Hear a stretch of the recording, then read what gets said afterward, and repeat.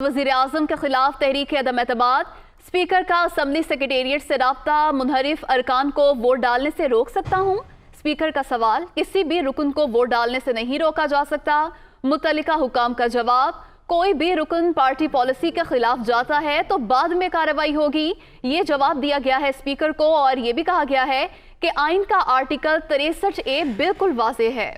ये जवाब दिया गया हुकाम की जानिब से। तो वज़ीर आज़म के खिलाफ तहरीक अदम एतमाद, स्पीकर का असम्बली सेक्रेटेरिएट से राबता, मुनहरिफ अरकान को वोट डालने से रोक सकता हूँ। स्पीकर का ये सवाल, इसी हवाले से तफसीलात जानेंगे यासिर मलिक से। जी यासिर, बताइएगा क्या सवाल जवाब हुआ?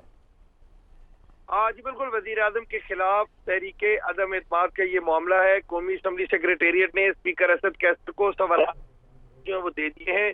स्पीकर ने सवाल उठाया कि क्या मुनहरिफ अरकान को वोट डालने से रोक सकता हूँ। असम्बली कानून सादी जो इदारा है उसने जवाब में कहा कि किसी भी रुकन को वोट डालने से नहीं रोका जा सकता। इसके साथ ये भी कहा गया कि इसमें आइन का आर्टिकल 63(1) ने बिल्कुल वाज़ेह है।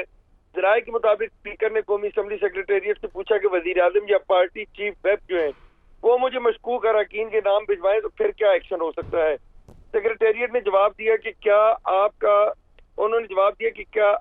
किरदार जो है वो पार्टी चेयरमैन की तरफ से बाज़ाब्ता डिक्लेरेशन वसूल होने के बाद शुरू होगा। स्पीकर ने पूछा कि क्या मुनहरिफ अरकान से मुतल्लिक जो ईवान में वोटिंग से पहले रूलिंग दी जा सकती है। तो शोबा कानून साजी ने ये जवाब दिया कि रोलिंग देना स्पीकर का इख्तियार है, ताहम इस मामले में आइन व कानून जो है वो वाज़ेह है।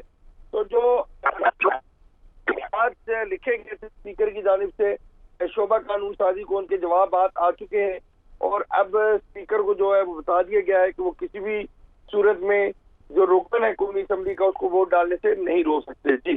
जी बहुत शुक्रिया यासिर, आप हमें अपडेट कर रहे थे।